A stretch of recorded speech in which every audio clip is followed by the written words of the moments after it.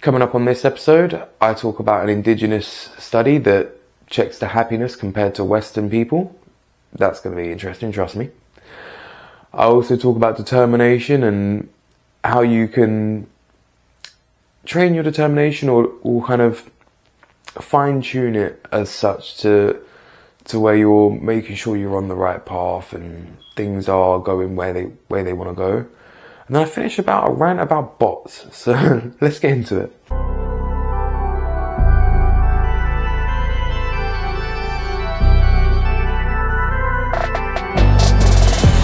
What's going on, beautiful people?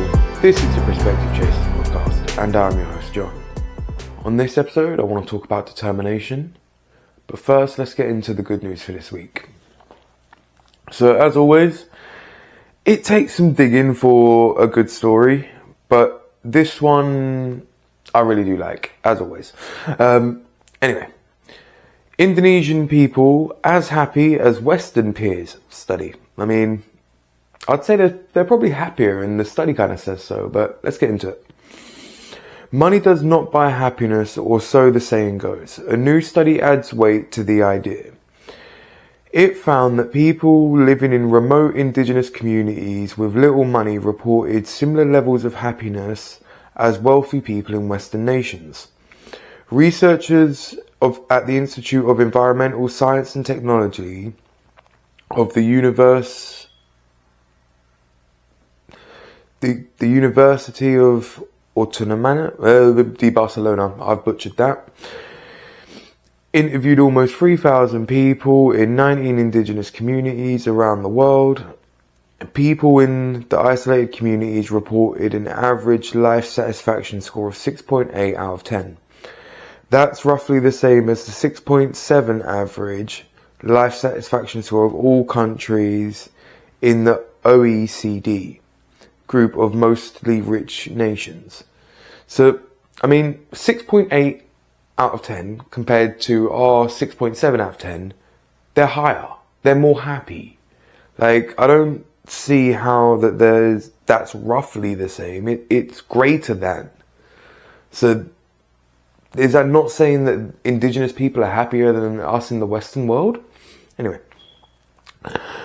The findings are perhaps a double dose of good news. On the one hand, they add weight to the idea that money isn't the route to happiness, but they show that despite the stresses that come with living industrial nations, Westerners are broadly as happy as indigenous people. So I'm going to leave it there. I don't know how much more it goes on, but I'll put the link in the description below. But, I mean, it says, like I was just saying, it says there, their happiness level is 6.8 out of 10. In the Western world, it was an average of 6.7 out of 10. So despite all of the things that we have, all of the technologies, all of this, that and everything else, all of this instant gratification, the same day delivery and buy now, pay later, blah, blah, blah, blah, blah, whatever it is, all of these systems that we have in place, they're happier and living a simple life. And I think that ties in beautifully to this idea of today's episode of determination.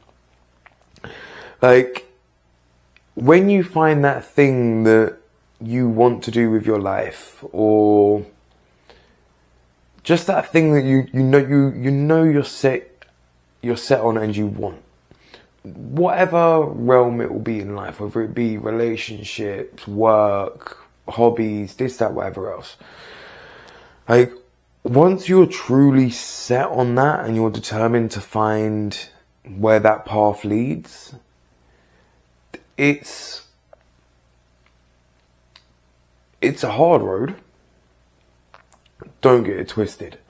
Like, there are so many times where you want to fall off, where you want to give up, or things get in the way, this, that, or whatever else. But then it's about tying into all of the things that I've spoken about before, is finding out your why and this, that, and everything else. And once you know why you're doing it and where you want to go, and having that level of, I don't care, I'm going to get there no matter what,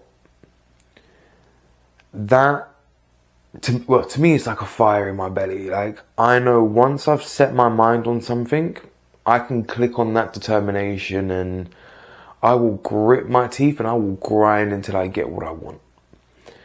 Now, don't get me wrong, I'm guilty of not doing that all the time. I'm guilty of not putting in all of the effort I could do into life all the time.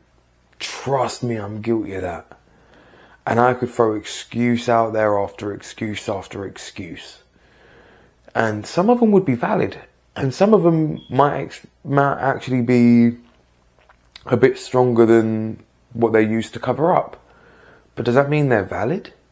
Does that mean that it's okay for me to just give up on whatever I want just because I've got an excuse that fits the situation? No. Like, no matter what your life throws at you or what life throws at you in general, you've got to stand stronger. You've got to be willing to shape it into what you want. Otherwise, you're letting life blow you around. You're letting life determine what you become or who you become. You take control of your life. Use that passion, that fire, that determination of where you want to go and what you want to be. And take control of your life in every aspect you can. There'll be things that are out of your control, yes. But there will be many things in your control. And it doesn't mean that you're going to be perfect from day 1. It doesn't mean you're going to be perfect from day 30. But as long as you're determined to stay on that road and walk that path, you will get to your destination. It might take longer than you anticipated. It might be harder than you anticipated. But as long as you stay true to that journey, you will get there. There's no ifs, ands or buts. If you put in the work and you do not waver, you do not back down from life, life will back down and cower to you. At least that's my theory, and I'm bloody set on proving it. Because no matter what you do, life can't stop you forever. There's no way that you could always be held back. All you need is that one opportunity to break through. No matter what that field is, one opportunity to break through.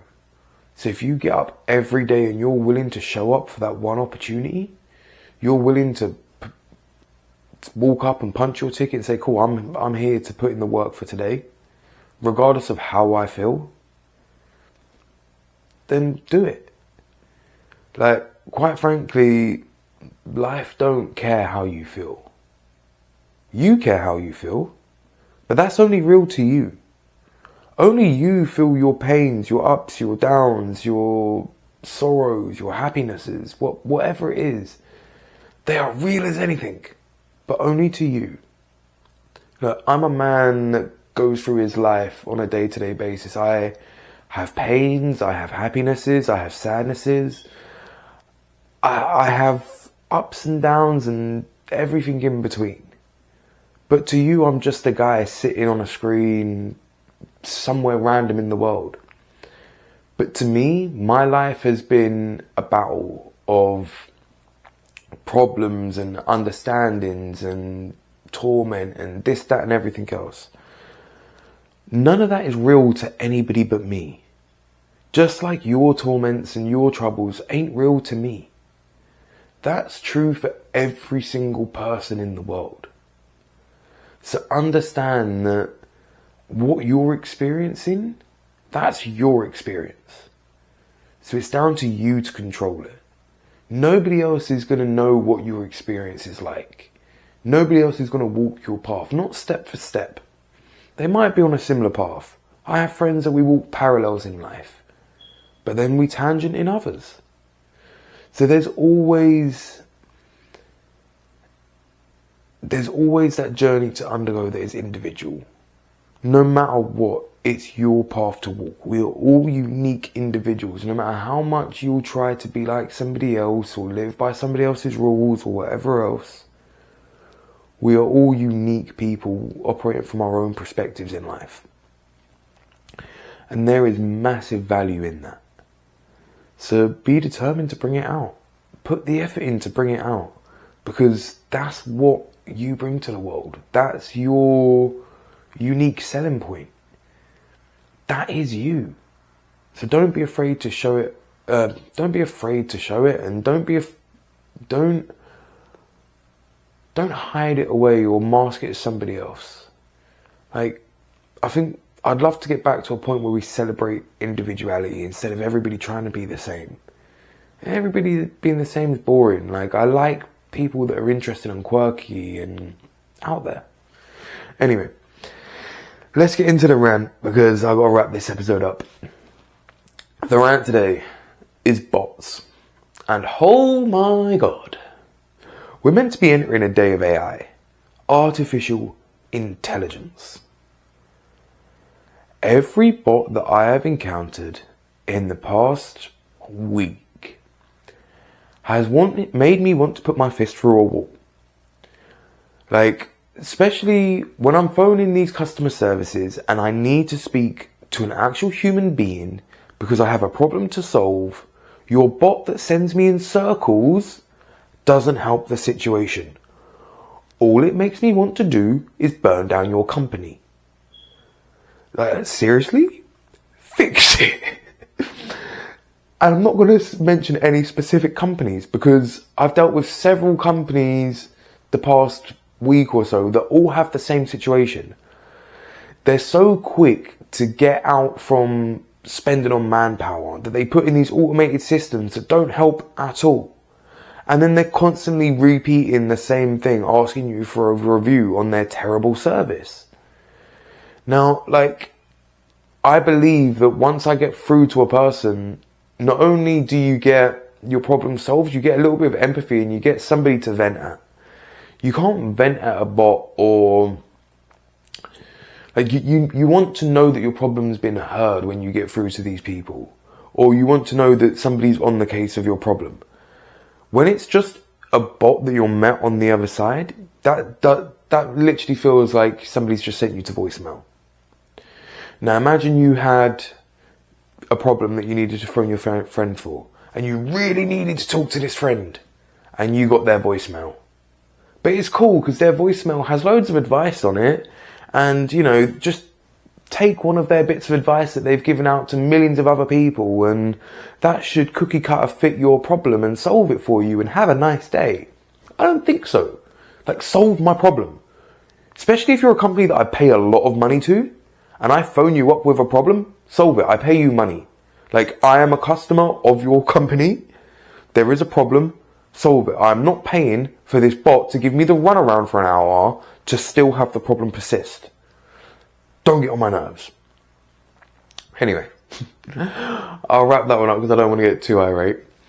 The seed for this episode is going to be real. Like, look back on your life and look at all of the times you've given up on a dream.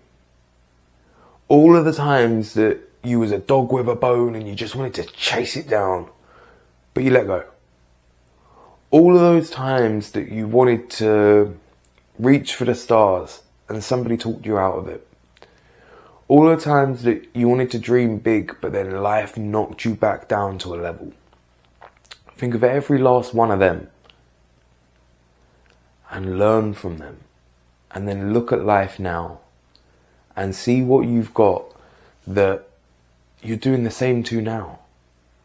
Like, I sat here a couple of episodes ago and said that I had nothing that I was ambitious about in life, or nothing that I wanted to pursue for my life and everything else. And then 5 minutes later I contradicted myself. Because sometimes you don't realise what your life consists of until you look back. We look very much in the immediate in life. So look back a little bit further and see what lessons you can learn from just a little bit over the horizon. Because I guarantee you would have forgot some lessons that you learned a little while ago. And there's going to be some things that you can look back on now and gain new insights on. So understand that this constant glance back just to see how you're doing, how things are back there, it's not a bad thing. Don't get me wrong, don't get stuck looking back, but glance back every once in a while and see what you can take from those lessons, that life that you've lived so far, and then look back to the future and see how you can improve it and where you want it to go. Anyway, I'm going to wrap this one up. All the best, and I'll catch you on the next one.